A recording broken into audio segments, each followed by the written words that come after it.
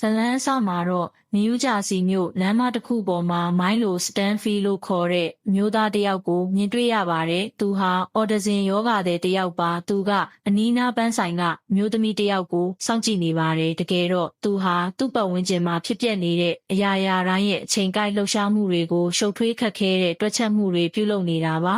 ။မိုင်းလိုဟာလာနေတဲ့ခရီးသည်တင်ဘတ်စကားတစ်စီးလမ်းပေါ်ကချိုင်းခွက်တစ်ခုလမ်းဘေးအမှုပညာရှင်တစ်ယောက်နဲ့စပိန်စီသမားတစ်ယောက်ရဲ့အရှိန်တွေကိုသတိထားမိလိုက်ပါတယ်။အဲဒီနောက်လမ်းကူးပြီးစာတိုက်ပုံးပေါ်မှာဘောပင်တစ်ချောင်းကိုတမင်တက်တက်တင်ထားလိုက်ပါတယ်။မကြခင်မှာပဲသူစီစဉ်ထားတဲ့စင်ကဲဖြစ်ရက်တွေစပါတော့တယ်။တက္ကစီကချိုင်းခွက်ကိုနင်းမိပြီးရေတွေစင်လို့ဘောပင်ပြုတ်ကျသွားတယ်။လမ်းဘေးအမှုပညာရှင်ကဘောပင်ကိုကောက်ဖို့ရှေ့တိုးလိုက်ချိန်မှာစပိန်စီသမားနဲ့တိုက်မိပြီးတတိဆိုင်နဲ့လဲကျသွားပါတော့တယ်။လမ်းပေါ်မှာရုပ်ရုပ်သဲသဲဖြစ်သွားပြီးဘတ်စကားဆရာအပါဝင်လူတိုင်းရဲ့အာယုံကအဲ့ဒီဘက်ရောက်သွားပါတယ်။ဒီတော့ကားဆရာဟာမီးနီနေတာကိုမမြင်လိုက်ပဲလမ်းကူးနေတဲ့အမျိုးသမီးကိုတိုက်မိပြီးပွဲချင်းပြီးတေဆုံးသွားစေခဲ့ပါတယ်။မိုင်းလိုကတော့သူ့အစီအစဉ်အောင်မြင်ကြောင်းအတည်ပြုပြီးတာနဲ့အေးဆေးပဲထွက်ခွာသွားပါတယ်။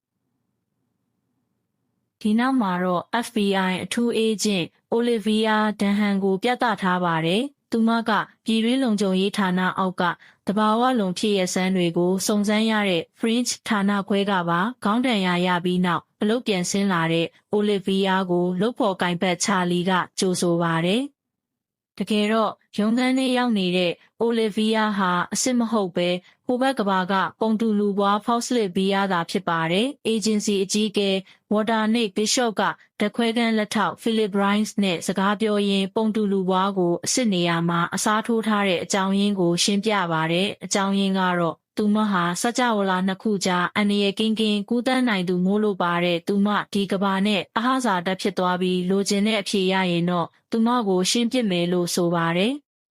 အဲဒီနောက်အဖွဲ့သားတွေကိုဘတ်စကားမတော်တဆမှုအကြောင်းချာလီကရှင်းပြပါတယ်။တပတ်အတွင်း2ကြိမ်ရှိပြီလို့ဆိုပါတယ်။မီးလောင်တန်ရာတွေနဲ့မျက်နှာပျက်စီးနေတဲ့အေဂျင့်လင်ကွန်းလီကဦးဆောင်စစ်ဆေးပါတယ်။တေဆုံးသူနာမည်ကဂျူလီယန်ဖော်စတာပါဘတ်စကားဆရာကတော့အရင်ကဘာကောင်မှတောင်မတိုက်ဘူးသူမို့အယမ်းလန့်နေပါတယ်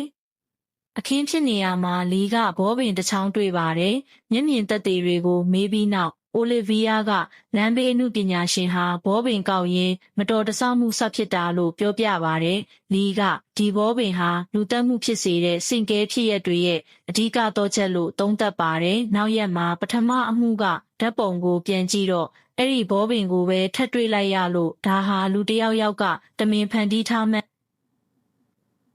သူတို့တင်ချပညာရှင်အက်စထရစ်နဲ့တိုင်ပင်ပေမဲ့လူသားတယောက်အနေနဲ့ဒီလောက်တိကျတဲ့ဖြစ်ရမျိုးဖန်တီးဖို့မဖြစ်နိုင်ဘူးလို့သူမကဆိုပါတယ်။အဲ့ဒီအချိန်မှာပဲနောက်ထပ်ဘတ်စကားအက်ဆီဒင့်တစ်ခုထပ်ဖြစ်ပါတယ်။ဒီတစ်ခါတော့ခွေးတကောင်လမ်းဖြတ်ကူးလို့ကားရှိန်လွန်သွားတာပါ။အိုလီဗီယာကဘောပင်တစ်ချောင်းလိမ့်လာတာကိုမြင်လိုက်ပြီးတရခန့်အနားမှာရှိမှန်းရိပ်မိသွားပါတယ်။အဲ့ဒီမှာပဲတရားပေါ်ကကြည်နေတဲ့မိုင်းလိုကိုလှမ်းတွေးလိုက်ပါတယ်။မကြခင်မှာပဲနှကြက်တက်ထားတဲ့အမျိုးသားတစ်ယောက်လူနာတင်ရင်တိုက်မိပါတယ်။အိုလီဗီယာလည်းမိုင်းလိုကိုလိုက်ဖမ်းဖို့ပြေးပါတော့တယ်။မိုင်းလိုကချက်ချင်းတွက်ချက်ပြီးစပိန်တစည်းကိုတရားပေါ်ကပစ်ချလိုက်ပါတယ်။ဒီတော့အောက်ကဘတ်စကားကလမ်းကြောင်းပြောင်းပြီးတရားအောက်ဝင်လာပါတယ်။မိုင်းလိုကဘတ်စကားခေါင်မိုးပေါ်ခုန်ချပြီးထွက်ပြေးလွတ်မြောက်သွားပါတယ်။မိုင်းလိုအိမ်ပြန်ရောက်တော့သူ့အမမက်ဒလင်းကစိုးရိမ်နေပါတယ်။သူမကမြင်းရုပ်လေးပြပြီးမိုင်းလိုစိတ်ငြိမ်အောင်လုပ်ပါတယ်။တစ်ဖက်မှာတော့အိုလီဗီယာတို့စုံစမ်းရင်းတေဆုံးသူ3ယောက်စလုံးဟာဆေးဘက်ဆိုင်ရာစင်တာတစ်ခုနဲ့ပတ်သက်နေတာတွေ့ရပါတယ်။အဲ့ဒီကဒေါက်တာလေဗင်ကသူတို့ဟာညင်ရင်နှိမ့်သူတွေကိုအိုင်ကျူမြင့်လာအောင်စမ်းသပ်ဆေးတွေပေးခဲ့ကြောင်းမိုင်းလိုဟာလူနာတစ်ယောက်ဖြစ်ပြီးဆေးကြောင့်ညင်ရည်အဆမတန်မြင့်လာကြောင်းရှင်းပြပါတယ်။ဒါပေမဲ့ဆေးရဲ့ဘေးထွက်ဆိုးကျိုးကိုကုသဖို့ပြန်ခေါ်တာကိုမိုင်းလိုကလက်မခံဘဲသူ့ကိုထိန်းချုပ်မဲ့သူတွေကိုတပ်ဖြတ်နေတာဖြစ်ပါတယ်။အေဂျင့်တွေမိုင်းလိုအိမ်သွားပြီးအမဖြစ်သူကိုစီးယုံတော့မှမိုင်းလိုဟာအဖြစ်ပြက်တွေကိုအသေးစိတ်ကြုံမြင်နိုင်ကြောင်းနဲ့ညှို့လေးပြရင်အာယုံဆိုင်မှုပြတ်သွားတဲ့ကြောင်းပြောပြပါတယ်။မိုင်းလိုရှိနေတဲ့ဟိုတယ်ကိုလည်းပြောပြလိုက်ပါတယ်။မိုင်းလိုကတော့သူတို့လာမယ်ဆိုတာကြိုသိပြီးသားပါဆောက်လုပ်ရေးလုပ်ငန်းခွင်ထဲကလေထုပါတဲ့နေရာမှာအိုလီဗီယာကိုအုပ်ခဲပုံပြီး